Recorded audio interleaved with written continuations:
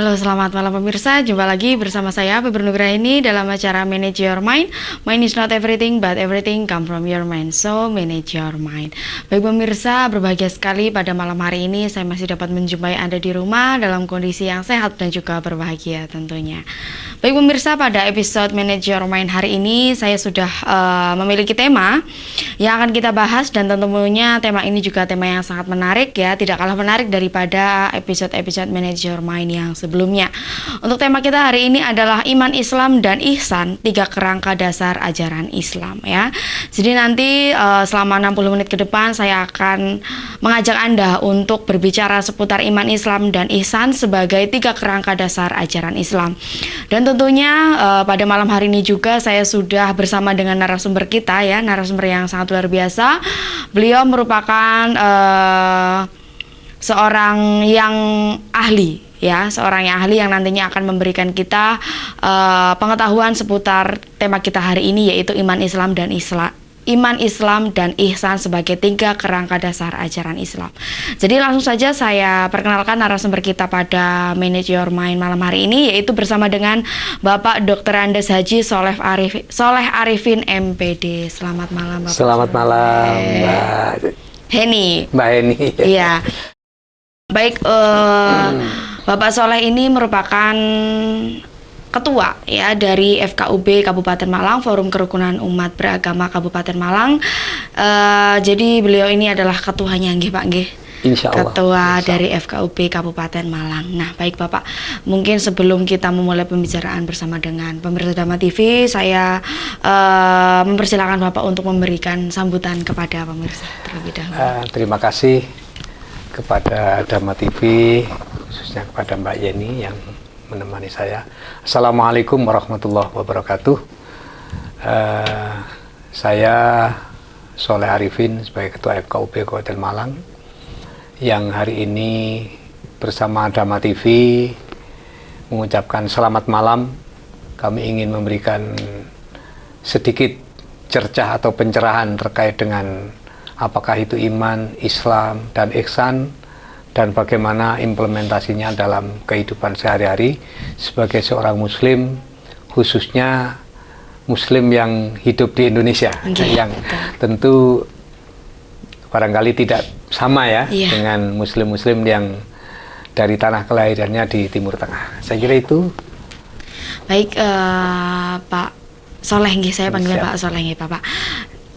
Sebelum kita beranjak lebih lanjut lagi mengenai iman, Islam, dan ihsan sebagai 3 kerangka dasar ajaran Islam, saya terlebih dahulu akan bertanya mengenai sebenarnya untuk iman dan ihsan ini dalam pengertiannya itu seperti apa Bapak? Karena mungkin kalau yang iman semua orang sudah sering mendengar, tetapi yang ihsan ini agaknya masih jarang ada orang yang tahu, yang paham mengenai definisi yang secara jelasnya begitu.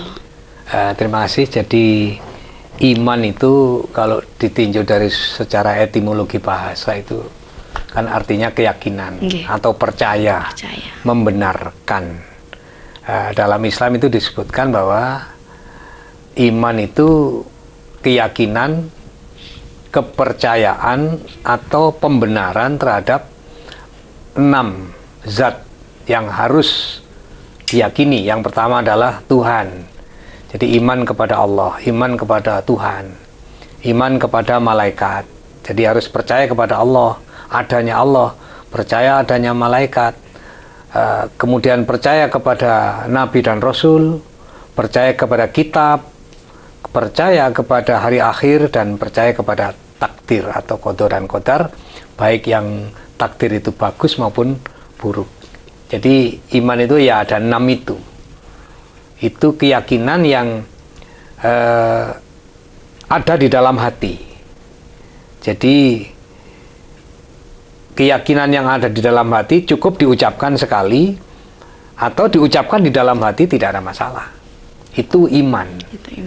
Jadi iman itu bersifat rahasia. Jadi susah untuk diketahui iman seseorang itu kadarnya berapa karat, tidak akan ada yang bisa tahu. Nah, oleh karena itu ketika kerangka dasar dalam kehidupan beragama dalam agama Islam, yaitu iman, Islam, dan ihsan ini memang tidak bisa dipisahkan. Itu saling terkait. Nah, karena pertanyaannya itu terkait dengan ihsan. Nah, ihsan itu, ada dua makna ya, bisa diterjemahkan ihsan itu. Yang pertama adalah sesuai dengan hadis Nabi, bahwa ihsan itu adalah ibadah, atau kalau orang Islam itu sedang sholat atau sedang ibadah apapun, itu seolah-olah dilihat Allah, bahkan berhubungan langsung dengan Allah. Atau kalau kita tidak berkomunikasi langsung, merasa tidak berkomunikasi atau tidak berhubungan langsung dengan Allah, itu adalah Allah melihat kita. Hati itu ada di dalam hati. Jadi makanya kalau di Islam itu, ketika kita sholat itu kan ada dasar yang lain, bahwa seolah-olah kita itu akan mati besok. Kita bisa bayangkan kalau tahu misalnya. Nah, akan tetapi yang kedua, ini saya lebih mengena menurut saya itu ya. Bukan berarti yang pertama itu tidak mengena. Itu kan kalau sedang ibadah, bagaimana kita bisa komunikasi langsung dengan Allah itu kan relatif ya, tergantung bagaimana kehusyuan kita, ketelatian kita. Tetapi ihsan yang lain dalam konteks bahasa maupun dalam konteks implementasi dalam itu adalah berbuat baik. Jadi berbuat baik kepada orang lain, berbuat baik kepada Allah, berbuat baik kepada lingkungan, itu adalah ihsan. Makanya kalau kita berbicara 3 ranah dasar Islam, yaitu iman, Islam, dan ihsan, itu memang sesungguhnya ya saling mengisi. Tidak cukup kita iman saja tanpa Islam. Tidak cukup iman dan Islam saja tanpa kita bisa berbuat baik. Nah, apalagi selalu tidak berbuat baik. Nah, ini yang kadar keimanannya ya tentu walaupun kita tidak tahu ya secara sapiro sih tidak bisa tahu. Karena iman manusia itu di dalam hadis Rasul yazidu wa yanqusu. Kadang iman kita itu naik tinggi, kadang turun. Contoh yang paling gampang ya, ketika kita susah kita biasanya ingat kepada Tuhan. Betul, Bapak. Itu saya kira sementara. Berarti iman, Islam, dan ihsan ini adalah 3 komponen yang tidak dapat dipisahkan di dalam diri seseorang. Setiap manusia tentunya memiliki. Tapi untuk iman sendiri kadarnya memang tidak bisa diukur. Tidak bisa diukur. Jadi mungkin ketika ada orang yang tidak pernah beribadah atau apa, belum tentu dia imannya ini tidak kuat begitu nggih, Bang. Iya. Cuma begini, maksudnya tidak bisa diukur itu ya bisa saja diukur, cuma memang parameternya apa ini tidak bisa. Karena orang yang imannya kuat itu biasanya pembuktiannya adalah di Islam. Di Islamnya. Islam itu transparan, Islam itu terbuka, Islam itu kelihatan. Betul. Makanya kalau iman itu ada di dalam hati, tetapi ketika Islam itu tidak bisa dalam hati, harus praktek. Islam itu berarti prakteknya. Iya, Islam itu praktek. Kalau iman itu ada 6 ya. Iman kepada Allah, iman kepada malaikat, iman kepada kitab, iman kepada hari akhir, iman kepada takdir, kan ada 6. Nah, sedangkan Islam itu antasyhadu alla ilaha illallah wa anna Muhammadur Rasulullah. Nah, itu. Jadi membaca syahadat. Makanya kita dulu pujian itu dengar ya. Rukun Islam ada 5 kan itu ya. 1 syahadat, sholat, zakat, puasa, haji kalau mampu, manis tato'a yang haji. Nah, ini adalah tidak bisa dirahasiakan. Jadi yang namanya Islam yang pertama, pembuktian bahwa kita itu orang yang mukmin dan muslim, itu adalah harus membaca 2 kalimat syahadat. Asyhadu an la ilaha illallah wa asyhadu anna Muhammadur Rasulullah. Itu seumur hidup sekali. Sebagai bentuk persaksian bahwa tidak ada Tuhan selain Allah dan Nabi Muhammad itu adalah utusan Allah. Itu harus diucapkan. Makanya nun sewu, orang Islam itu membaca syahadat itu dalam seumur hidup itu minimal 2 kali, Mbak. Berarti tidak bisa untuk diucapkan secara dalam hati tidak bisa. Harus bilisan. Hatinya mengatakan, menerjemahkan bahwa tidak ada Tuhan selain Allah dan Nabi Muhammad itu adalah utusan Allah. Makanya kalau panjenengan melihat prosesi akad nikahnya orang Muslim yang laki-laki ya, karena yang dinikahkan kan laki-laki ya. Itu pertama kali diajak membaca 2 kalimat syahadat. Betul. Nah, itu. Jadi astagfirullahaladzim, asyhadu an la ilaha illallah, kemudian astagfirullah dan sebagainya itu adalah tambahan. Jadi harus membaca 2 kalimat syahadat dan diucapkan. Nah, itu Islam yang pertama. Islam yang kedua, nah ini aqimis sholah. Jadi kita itu diperintah untuk mendirikan sholat. Jadi syahadat, sholat. Makanya kalau dalam bahasa guyonannya, kalau di masjid-masjid atau di kampung-kampung atau di surau-surau atau dimanapun juga kadang, woi sholat, tenang aja, sholat nomor luru kan gitu ya. Iya. memang nomor 2. Urutannya itu nomor 2. Syahadat, sholat, itu harus praktek. Nggak bisa sembunyi, tak sholat terus meneng dan lain sebagainya, nggak bisa. Jadi itu perbedaan karakteristik iman dan Islam. Kalau iman sekali aku percaya nang malaikat, percaya aku untuk malaikat Raqib, malaikat Atid, aku percaya nang malaikat Jibril, percaya, ya cukup. Cukup, tidak perlu ya apa ya wujudnya, tidak perlu. Karena itu ada di dalam hati. Nah, itu. Saya kira di agama lain yang namanya iman ya sama itu ya. Betul. Kemudian sedang Islamnya tidak bisa walaupun nun sewu. Makanya dulu itu ada teman-teman kami itu yang memang itu Islam, Mbak. Jadi Islam tidak perlu sholat. Nah, ini kan juga ajaran yang kurang tepat, sehingga sempat pernah menjadi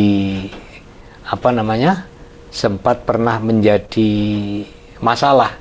Sehingga itu juga bagian dari FKUP untuk memberikan penjelasan. Nah, baik pemirsa, demikian adalah definisi iman, Islam, dan ihsan yang ternyata dalam penjelasan Bapak Soleh ini luar biasa ya. Jadi yang namanya Islam itu prakteknya, iman adalah ketakwaannya, kemudian Islam adalah prakteknya, dan ihsan adalah perbuatan baiknya. Seperti itu kurang lebih. Nah, baik pemirsa, nanti kita masih akan membahas lagi mengenai iman, Islam, dan ihsan sebagai tiga kerangka dasar ajaran Islam. Untuk itu Anda jangan kemana-mana, kami akan kembali setelah jeda iklan berikut ini.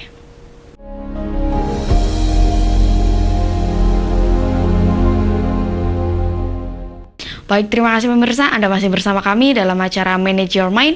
Mind is not everything, but everything come from your mind. So, manage your mind. Nah, pemirsa, kita masih bersama dengan Bapak Dr. Andes Haji Soleh Arifin MPD, dan juga masih dengan tema Iman, Islam, dan Ihsan sebagai tiga kerangka dasar ajaran Islam. Tadi di segmen pertama, mungkin bagi Anda yang baru bergabung ya, saya sedikit menjelaskan apa yang sudah kita bahas bersama dengan Bapak Soleh mengenai iman, Islam, dan ihsan ya. Jadi beliau tadi sudah menjelaskan definisi iman, Islam, dan ihsan yang lebih jelas lagi pada prakteknya dan juga pada konteksnya dalam kehidupan sehari-hari. Kemudian yang selanjutnya Bapak, saya ingin bertanya mengenai dalil apa yang menjelaskan mengenai iman, Islam, dan ihsan. Jadi iman, Islam, dan ihsan itu semuanya termaktub di dalam Al-Quran maupun Al-Hadis. Kalau iman jelas ya, amanu antuk minu billahi wa malaikatihi wa kutubihi wa rusulihi wal yaumil akhir wa bil qadri, dan seterusnya. Itu adalah dalil dasar tentang iman. Nah, Islam itu ya sama dengan apa yang saya sampaikan, itu kan hanya bahasa Indonesia ya. Al-Islam itu ya antasyhadu an la ilaha illallah wa anna Muhammadur Rasulullah, aqimis shalah wa ita'iz zakah wa shaumi Ramadan wal haji fil baitullah. Jadi itu adalah sudah ditentukan memang oleh Al-Quran dan As-Sunnah terkait dengan dasar pedoman tentang dalil-dalil yang ada di dalam Al-Quran maupun Al-Hadis. Begitu juga ihsan. Jadi ihsan itu banyak sekali masalah kemanusiaan. Jadi yang banyak kalau masalah kekhusyuan atau peribadatan yang sangat individu sekali itu juga ihsan. Tetapi ihsan yang lebih itu adalah dalam kita berbuat baik, bahwa Islam itu, iman Islam itu kan mengajarkan dalam konteks ihsannya bahwa kita itu wajib berbuat baik kepada siapapun. Makanya dalam Islam itu kan ada hablum minallah, hablum minan nas, ada hablum minal khalqi. Jadi hablum minallah itu hubungan dengan Allah. Nah itu, ini bisa iman, bisa Islam. Jadi iman yang ada dalam hati tadi itu diimplementasikan dalam kehidupan yang nyata yang berbentuk Islam. Nah, kemudian dikuatkan lagi dalam konteks ihsan. Karena hablum minallah itu tidak cukup ketika kita jelek dalam hablum minan nas, hubungan dengan manusia.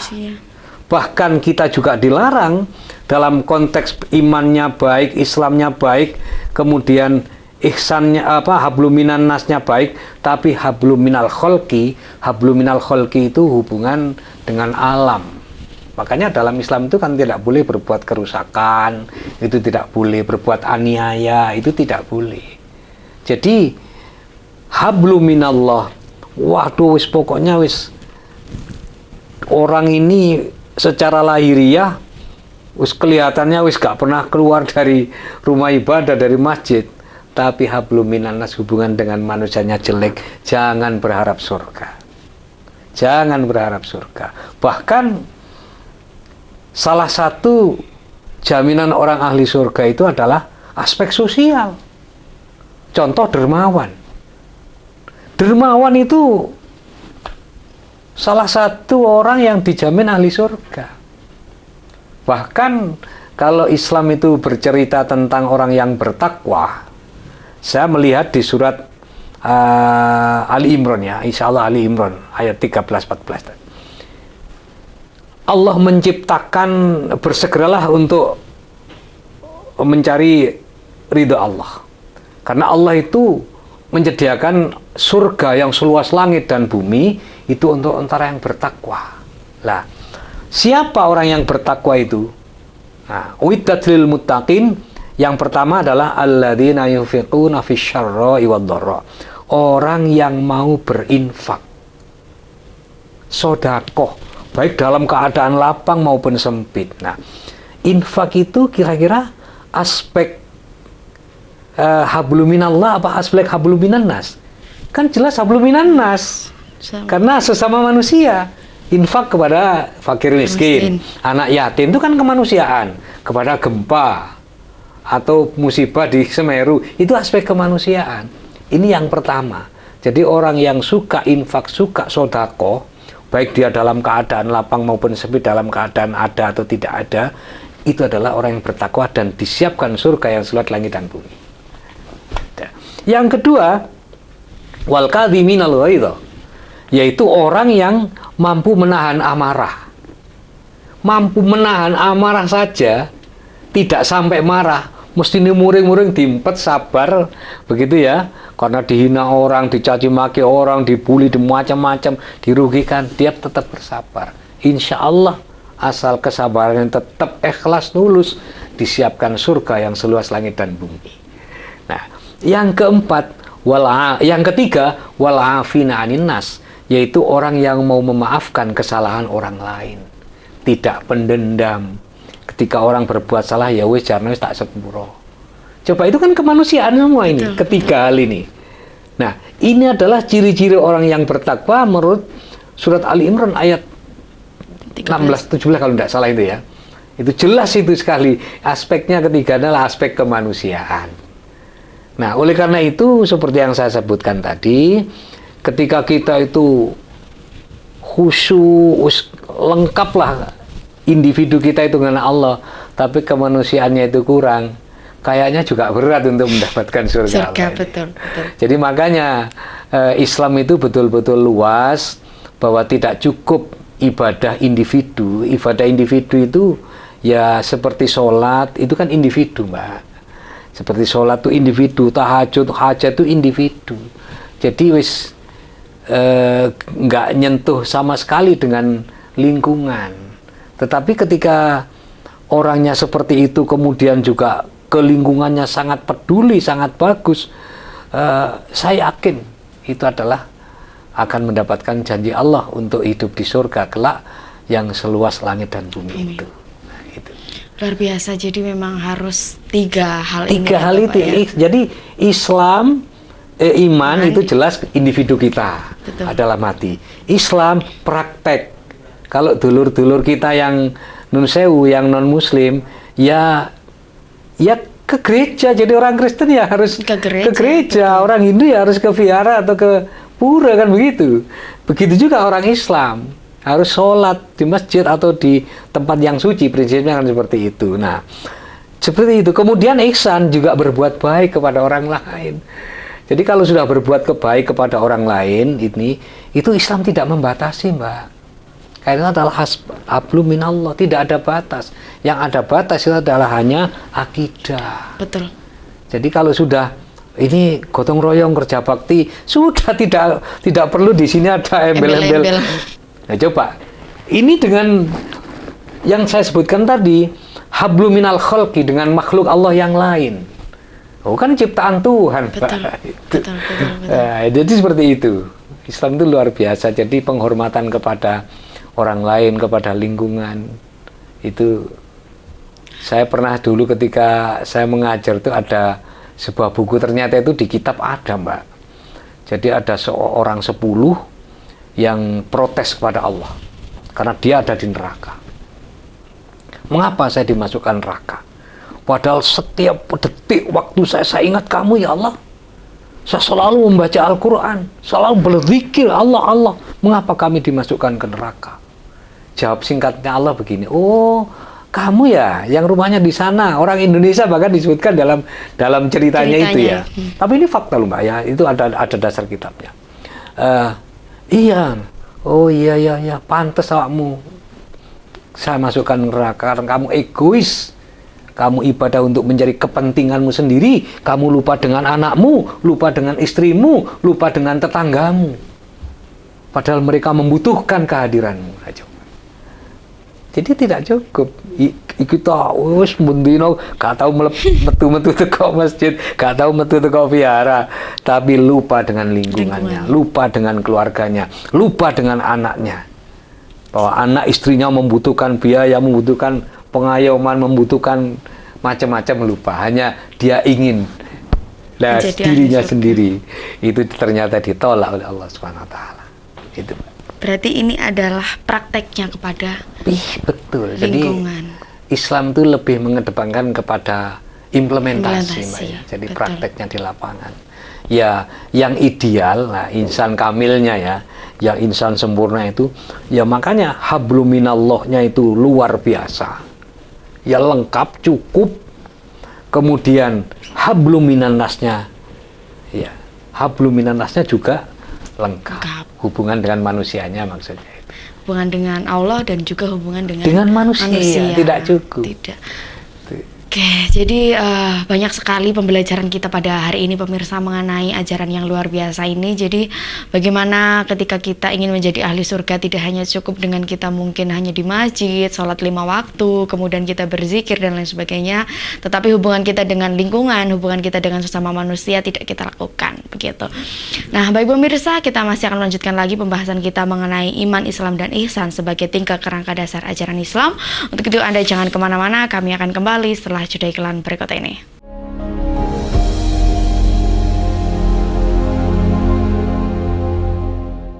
Baik, terima kasih pemirsa, Anda masih bersama kami dalam acara Manage Your Mind. Mind is not everything, but everything come from your mind. So, manage your mind. Baik pemirsa, berbahagia sekali kita hari ini masih sehat ya, masih bisa membahas tentang tema iman, Islam, dan ihsan sebagai 3 kerangka dasar ajaran Islam, dan juga masih bersama dengan Bapak Dr. Andes Haji Soleh Arifin MPD. Baik Bapak Soleh, siap. Mengenai 3 kerangka dasar ajaran Islam, sebenarnya dari pembahasan kita hari ini saya sudah sedikit bisa mengambil alasan mengapa iman, Islam, dan ihsan dijadikan sebagai 3 kerangka dasar ajaran Islam. Nah, tetapi alangkah lebih jelasnya untuk Bapak Soleh sendiri yang menjelaskan dan juga mendeskripsikan mengapa iman, Islam, dan ihsan ini dijadikan sebagai 3 kerangka dasar ajaran Islam. Begitu. Ya, jadi Islam Islam yang kami anut atau Islam yang dibawa oleh Rasulullah ya, oleh Nabi Muhammad SAW, itu kan Islam yang lengkap ya Mbak ya. Jadi Islam yang lengkap itu ya mencapai banyak aspek, baik aspek dunia, aspek akhirat maupun aspek yang lain. Nah makanya orang berbuat baik saja selalu, kemudian tidak pernah menjalankan, tidak pernah mempraktekkan keislamannya, itu juga masih belum bisa. Demikian juga, makanya untuk mengukur kadar iman seseorang itu secara kasat mata, Mbak, itu bisa dilihat dari kadar keislamannya, dilihat juga dari kadar keihsanannya. Nah itu ya. Jadi kalau dia itu iman ini cukup sekali kan ya, jadi cukup sekali, sudah nggak bisa ojo diubah-ubah. Cuma untuk meningkatkan iman kita itu menjadi naik atau yazid lah, meningkat, ya harus diasah, Jadi bagaimana mengasahnya? Mengasahnya ya tentu dengan Islam itu tadi. Ya sholatnya ojo pedot, ya anjene wong Islam. Kemudian zakatnya, jadi orang kaya jangan sampai tidak mengeluarkan zakat. Itu, nah 5 ini Mbak ya, syahadat, sholat, zakat, puasa, dan haji yang Islam itu. Ini bisa kita lihat yang mana yang aspek sosial. Syahadat itu jelas individu. Sholat ini jelas individu. Kemudian kalau sudah zakat, nah ini sudah aspek kemanusiaan.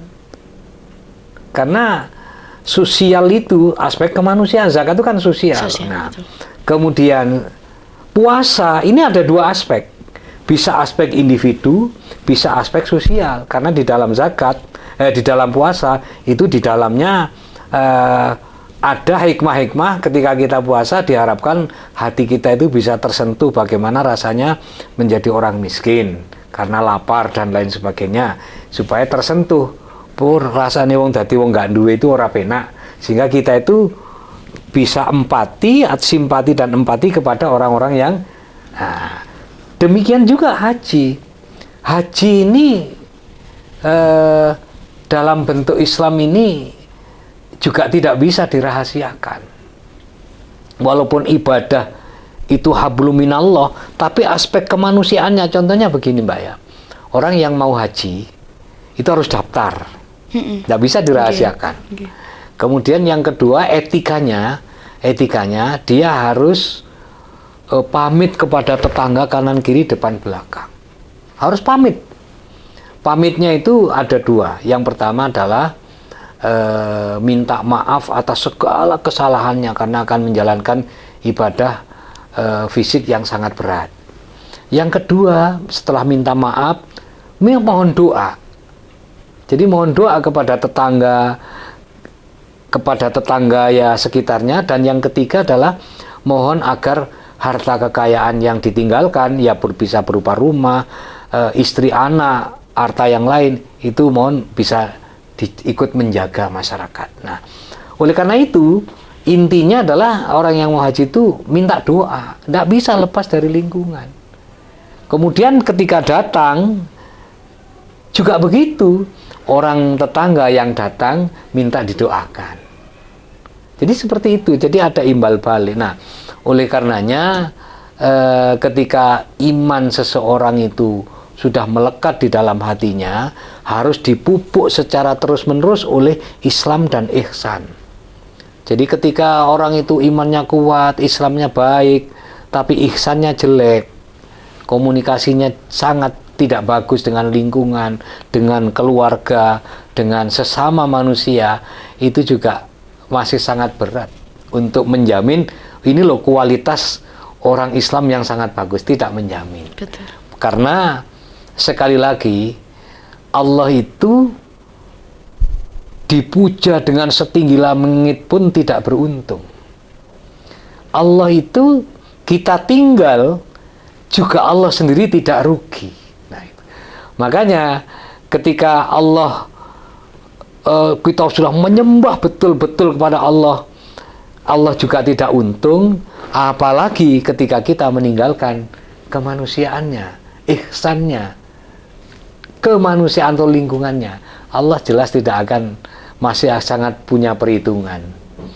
Walaupun ini dalam banyak kitab dijelaskan, memang kunci untuk mendapatkan surga, kebahagiaan hakiki di akhirat nanti, itu iman.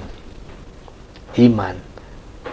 Artinya begini, ada cerita Mbak di dalam kitab itu. Ada seorang yang masuk neraka.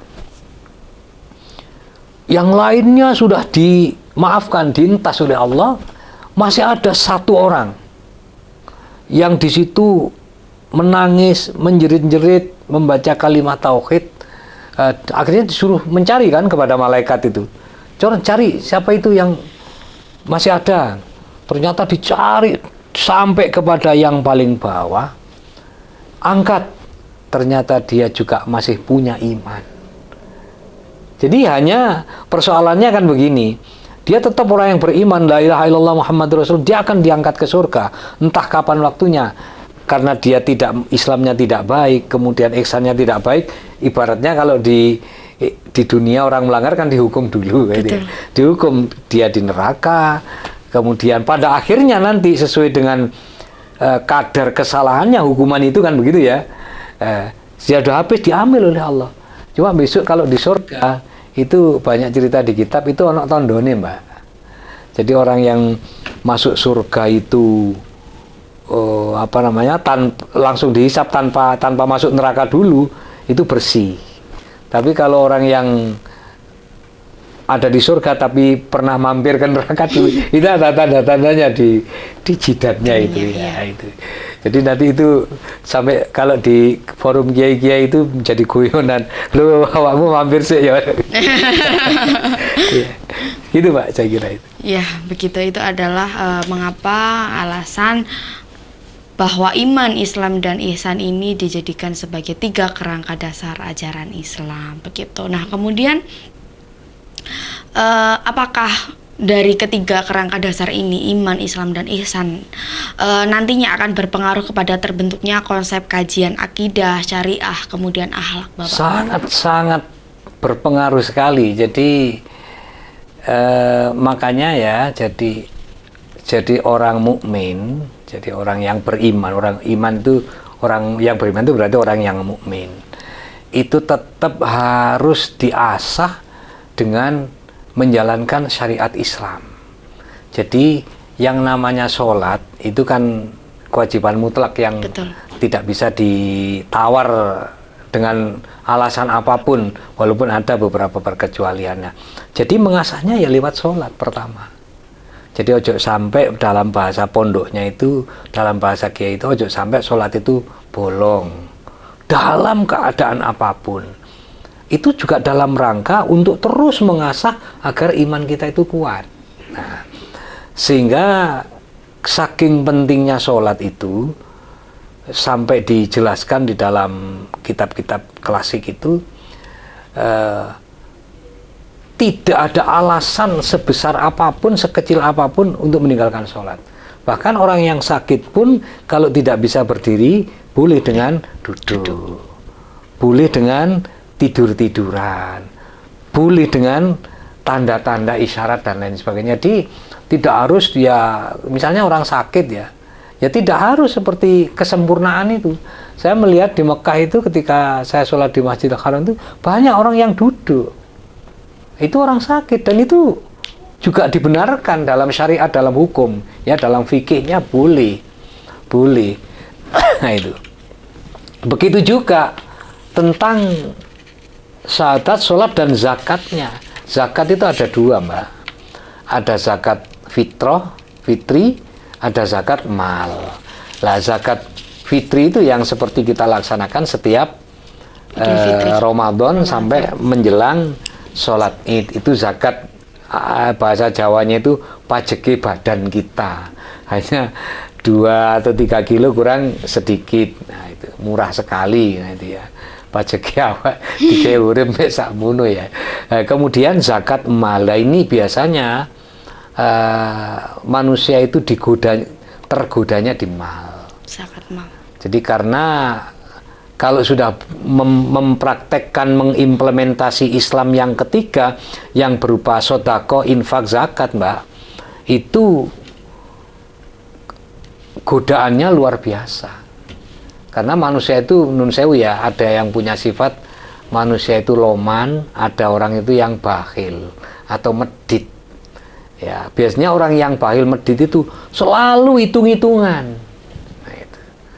Makanya kalau kita sudah berbicara zakat, berbicara infak, berbicara sodako, berbicara keikhlasan, akal matematika itu harus ditaruh.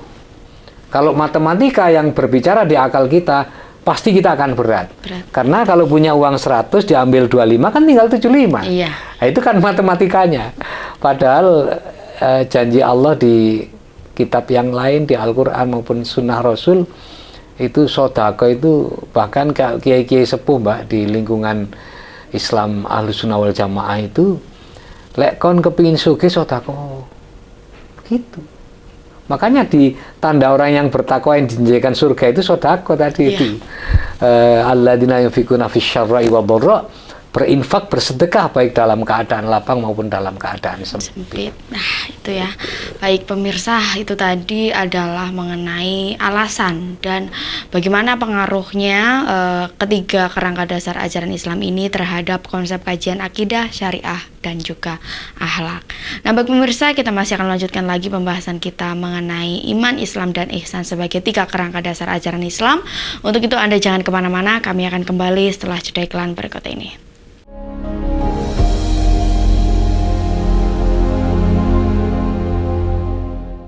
Baik, terima kasih pemirsa, Anda masih bersama kami dalam acara Manage Your Mind. Mind is not everything, but everything come from your mind. So, manage your mind. Baik pemirsa, kita masih dengan tema iman, Islam, dan ihsan sebagai tiga kerangka dasar ajaran Islam, dan juga masih bersama dengan Bapak Dr. Andes Haji Soleh Arifin MPD. Tadi dari segmen pertama sampai segmen ketiga tadi kita sudah banyak sekali berbicara mengenai iman, Islam, dan ihsan sebagai tiga kerangka dasar ajaran Islam, yang mana dari beberapa penjelasan dari Bapak Soleh ini sudah membuka wawasan kita, pemikiran kita mengenai iman, Islam, dan juga ihsan, mengapa dijadikan sebagai tiga kerangka dasar ajaran Islam, begitu. Nah, baik Bapak, mari kita lanjutkan lagi mengenai pembahasan kita. Kemudian pertanyaan saya adalah, adakah faktor-faktor penghambat ya seorang muslim dalam pencapaian tiga hal ini, Bapak? Iya, jadi tentu ada ya, Mbak ya. Jadi tentu ada.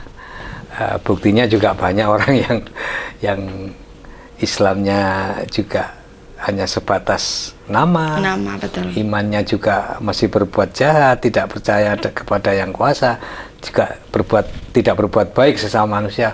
Itu jelas faktor-faktor yang bisa menyebabkan seperti itu juga tidak lepas dari upaya orang itu sendiri dalam rangka mengasahnya.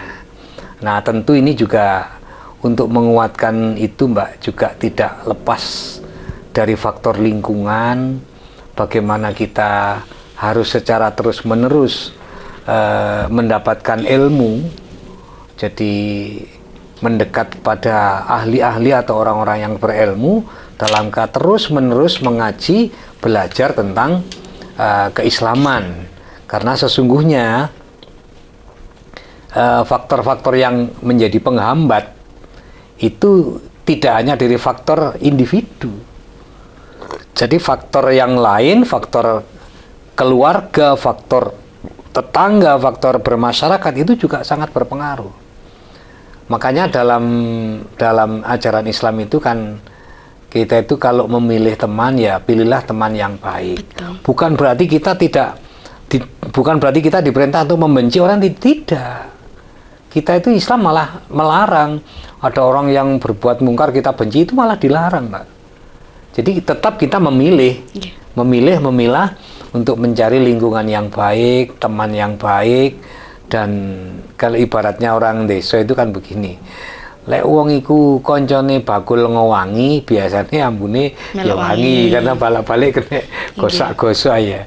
Tapi kalau wong iku koncone ya tukang bakul pitik ya biasanya ndelok endok dan sebagainya ya mambune kurang apik sebenarnya ya itu bisa diumpamakan seperti itu. Nah, oleh karena itu yang bisa menghambat itu baik itu dari faktor luar maupun faktor dalam. Menurut saya begini, faktor yang paling banyak itu faktor dari dalam menurut saya.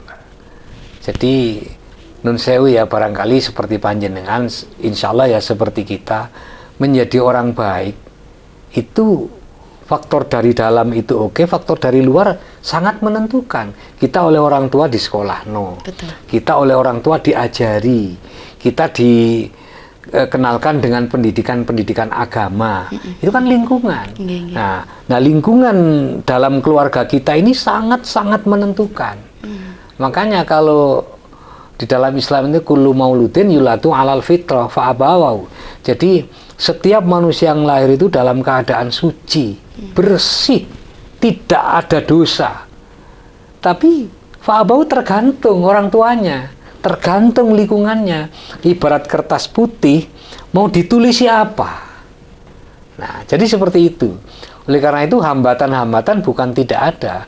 Dan nun sewu, hambatan yang tidak konkret ya, yang abstrak, ya tentunya sudah menjadi ketentuan Tuhan. Yang namanya setan itu tidak akan pernah berhenti menggoda kita untuk berbuat jahat, kan begitu. Karena setan sudah berjanji sejak dikeluarkan dari surga, saya akan menggoda dan mencari teman sebanyak-banyaknya umat manusia untuk ngancani saya nanti di neraka. Itu sudah janji, komitmen. Makanya kita ini ya kudu siap gitu loh Mbak ya, kudu siap. Lek kita berbuat jelek, segeralah ingat kepada Allah, segeralah ingat kepada Tuhan bahwa kita itu dilihat dimanapun kita berbuat yang tidak baik ataupun yang baik, dimanapun juga kita akan dilihat oleh Allah, Tuhan yang Maha Kuasa itu. Betul. Jadi hambatan pasti ada, iya, baik dari dalam maupun dari luar. Betul. Gitu. Okay. Jadi kalau berbicara mengenai hambatan, tentunya semua ada hambatan begitu ya Semua Bapak banyak ya. Hambatan. Semua banyak hambatannya. Nah kemudian apakah dari iman, Islam dan ihsan ini menjadi sebuah tolak ukur untuk melihat tingkatan kemukminan salah satunya. Jadi tingkat kemukminaan atau yes, keimanan ya. Yeah. Jadi tentang keislaman seseorang, keimanan seseorang itu yang bisa dilihat dari aspek kehidupan, Mbak. Jadi kalau iman kan tidak bisa ya, karena itu ada di dalam batin. Tapi kalau dua hal yang Islam dan ihsan itu bisa dipakai sebagai ukuran. Oh, si opo sih wong iki gak tahu nang masjid, nang wong yo enggak api. Nah, itu sudah menjadi ukuran. Rupane Islame ya nun sewu, dalam tanda kutip Islam KTP. Ya berarti di situ kan bisa kita lihat. Betul. Nah, juga dengan ihsannya, kalau begini, kalau orang itu Islamnya kurang bagus ya, sholatnya nggak bagus, zakatnya nggak pernah, kemudian posone itu kendangan apa poso kendang itu awal ngarep, kemudian haji wis apa maneh, kemudian ada profil kemanusiaannya bagus, pasti orang kan begini, tuh emane ya wong iku nang wong apik tapi ibadahe, nah duh sayangnya ya wong iku ibadahe kok ngono tapi nang wong ngelarakno hati ketus dan lain sebagainya. Itu juga manusia saja sudah sanksi. Loh apalagi Tuhan kan begitu. Jadi tolok ukur memang betul-betul bisa dilihat kadar kemukminan seseorang, kadar keislaman seseorang, kadar keislaman seseorang, tiga aspek yang tak terpisahkan itu ya memang bisa dilihat secara kasat mata. Khususnya yang iman, Islam dan ihsan. Kalau iman jelas dalam hati. Mohon maaf, saya kemarin punya teman itu, ya sampai sekarang ya tetap teman, Mbak. Ya apa sampean kuat sekali dia, kemanusiaannya bagus, tapi akhir-akhir ini kok banyak berubah begitu. Banyak persiapan kok maling ini saiki. Gak ngerti bah gitu. Jadi dia tidak menyadari kalau faktor yang mengubah jati dirinya dari orang yang sosialnya bagus, keislamannya bagus menjadi berubah, ternyata faktor lingkungan. Faktor lingkungan. Nah, ini oleh karena itu lingkungan di sekitar kita, baik itu di lingkungan terdekat, di keluarga, kanan, kiri, dan sebagainya, itu adalah sangat juga banyak pengaruh kepada kita. Hanya ini persoalannya, semuanya juga tergantung dari filter kita. Kalau kita sudah tertanam, kuat, yakin, mau belajar dan mau mempraktekkan, insya Allah goyangan apapun tetap ada dan itu tidak akan banyak berpengaruh. Itu. Hambatan. Jadi, itu. Iya, ini adalah 3 hal yang menjadi tolak ukur ya Bapak ya. Siap. Menjadi tolak ukur kemukminan seseorang. Iya, seorang muslim. Baik.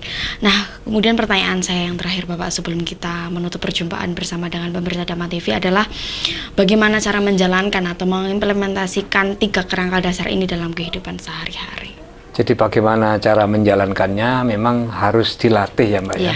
Jadi harus dilatih, harus kalau dalam Islam itu istiqomah. Iya, istiqomah. Jadi terus telaten gitu. Jadi kalau kita sudah waktunya sholat, ini salah satu latihannya Mbak.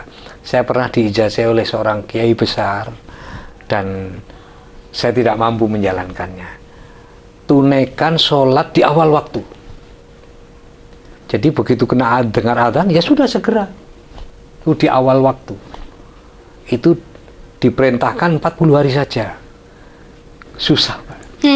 Susah sekali. Jadi kalau kita itu sudah seperti itu, Mbak, itu akhirnya menjadi kebiasaan. Nah, jadi memang diasah, dilatih, ya dipraktekkan.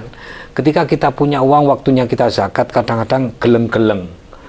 Punya harta, hasil setahun ini 100 juta, geleng-geleng, harus 2,5% dikeluarkan.